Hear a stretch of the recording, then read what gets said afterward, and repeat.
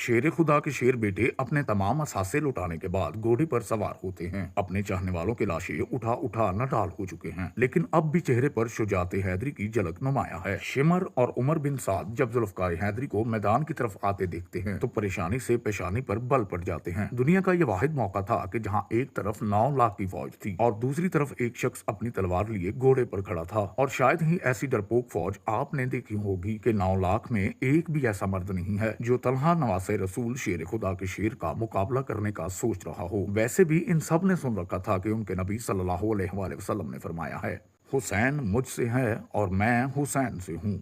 लेकिन बदबख्तों की आंखों पर लालच और तमा ने पर्दा डाल रखा था। हर कोई दरबार यजीद में ऊंचा मुकाम और इनाम कराम हासिल करना चाहता था। अब सभी एक दूसरे का मुंह देख रहे हैं कि शाहसवारी करबला का मुकाबला कौन करेगा। नाजरीन कराम, इनफरादी जंग जो अरबों का शेवा था, जहां जंग में एक आदमी के मुकाबले में एक आदमी आता है और लड़ाई होती रहती है। शुजात हैदरी के वारिस को देखकर यजीदी फौज ने न सिर्फ इनफरादी जंग तरक की बल्कि इज्तमाई हमला करने की भी किसी की जरूरत न हो रही थी। वैसे भी इस सारी फौज ने सुन रखा था कि सामने वो सवार खड़ा है कि जिसके बचपन में ही उसकी शहादत के चर्चे आम हो चुके थे। एक दफा हजरत जबरील अमीन नबी करीम सल्लल्लाहु अलैहि वसल्लम की बारगाह में हाजिर हुए। वहां मौला हुसैन बादशाह भी नबी करीम सल्लल्लाहु अलैहि वसल्लम की गोद में तशरीफ फरमा थे। जबरील अमीन ने अर्ज किया, ऐ अल्लाह के रसूल, आपकी उम्मत आपके इस बेटे को शहीद कर देगी। हजरत जिब्राइल अलैहिस्सलाम ने मुकाम शहादत भी बताया और मट्टी भी पेश की। नाजरीन मोहतरम, अब मैं मंजर कशी करता हूँ कि अकेला घुड़सवार 9 लाख के लश्कर की तरफ बढ़ रहा है तो दूसरी तरफ लश्कर का अमीर उमर बिन साद शिमर से मशवरा करता है कि हमें हुसैन पर तीरों की बरसात करनी चाहिए। क्यों?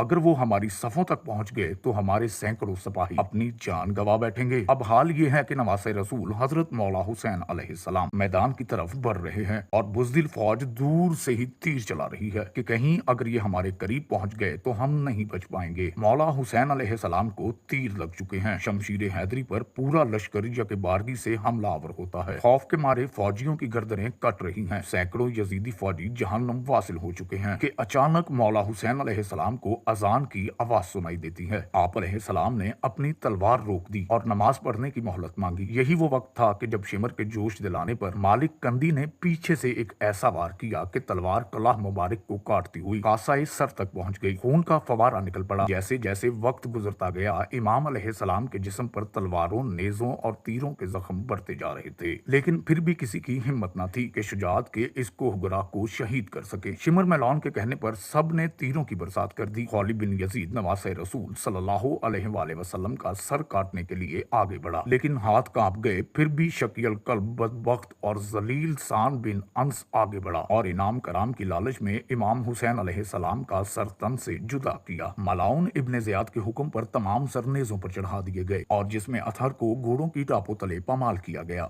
शहादत मौला हुसैन अलैहिस्सलाम तरीके इंसानी का एक गैर मामूली वाकया है कि पैगंबर के पैरोकारों ने अपने ही नबी सल्लल्लाहु अलैहि वसल्लम के नवासे को बेदर्दी से शहीद करके इसका सर अक़दस नेज़े पर सजाया। यही नहीं, रसूल अकरम सल्लल्लाहु अलैहि वसल्लम के शहजादों और असहाबे हुसैन अलैहिस्सलाम को भी अपने इंतकाम का निशाना बनाकर इन्हें मौत के घाट उतार दिया। नवासे रसूल हुसैन इब्ने अली अलैहिस्सलाम और इनके 72 जानिसारों के खून से करबला की रेत ही सुर्ख नहीं हुई, बल्कि इस सुर्खी ने हर चीज को अपनी लपेट में ले लिया। मुहद्दिसीन बयान करते हैं कि इमाम हुसैन अलैहिस्सलाम की शहादत पर न सिर्फ दुनिया रोई, जमीन और आसमान ने भी आंसू बहाए। मुहद्दिसीन बयान करते हैं कि नवासे रसूल सल्लल्लाहु अलैहि वसल्लम की शहादत के वक्त बैतुल मुकद्दस में जो पत्थर उठाया गया, इसके नीचे से खून निकला। शहादत मौला हुसैन अलैहिस्सलाम के बाद मुल्क शाम में भी जिस पत्थर को उठाया गया, इसके नीचे से खून का चश्मा उबल पड़ा। मुहद्दिसीन का कहना है कि शहादत मौला हुसैन अलैहिस्सलाम पर पहले आसमान सुर्ख हो गया, फिर स्याह हो गया। इमाम तबरानी मुअज्जम अल कबीर में मोहम्मद बिन सरीन से रवायत करते हैं कि मौला हुसैन अलैहिस्सलाम की शहादत के वक्त आसमान पर सुर्खी छाई रही। इसके अलावा इमाम बहकी रहमतुल्लाह अलैह ने अपनी किताब दलाइल अल नबुव्वह अल बहकी में रवायत नकल की है कि हजरत अली बिन मसहर ने अपनी दादी से ये रवायत की है कि उन्होंने कहा कि इमाम हुसैन अलैहिस्सलाम के जमाने में महकम उम्र दोशीज़ा थी। इस वक्त आसमान कई दिनों तक जमे हुए खून की मानद हो गया था। हजरत इमाम हुसैन अलैहिस्सलाम की शहादत के बाद सैयदजादियों को कैदी बना लिया जाता है। अब असीरान करबला का काफिला शहीदों के सरों के साथ कूफा की जानिब रवाना हो जाता है। इधर करबला की रेत पर सैयदजादों के जिस्म बगैर सरों के बेगौरों कफन बिखरे पड़े हैं। तारीख गवाह है कि शहादत के 3 दिन बाद 13 मुहर्रम को मकाम गजरिया से कबीला बनी असद से खवातीन दरियाए फुरात पर पानी लेने आई तो इन्होंने बगैर सरों के जिस्मों को बिखरे देखा तो सबकी चीखें निकल गईं। वापस घरों को लौटी और अपने मर्दों को बताया कि खानदान नबूवत की लाशें बिखरी पड़ी हैं, हमें इनको दफनाना चाहिए। चुनाचे कुछ मर्द इनके साथ मैदान करबला पहुंचे और कब्रें खोदना शुरू कर दी। सभी जनाजा पढ़ने के लिए तैयार थे कि इतने में एक गोट सवार शख्स आया और हजरत इमाम हुसैन अलैहिस्सलाम के जिस्म के साथ लिपट कर रोया। इस शख्स का रोबो दबदबा इतना था कि इनके लिए मुसल्ला खाली कर दिया गया। उन्होंने नमाज जनाजा पढ़ाया और फिर हर एक जिस्म को नाम से पुकारते और दफन करते रहे। सबसे आखिर में हजरत अब्बास अलमदार अलैहिस्सलाम को दफनाया गया। जब वो घोड़ा सवार जाने लगा तो कबीला बनु असद ने पूछा कि आप कौन हैं? जवाब मिला, मैं अली बिन हुसैन अलैहिस्सलाम हूँ।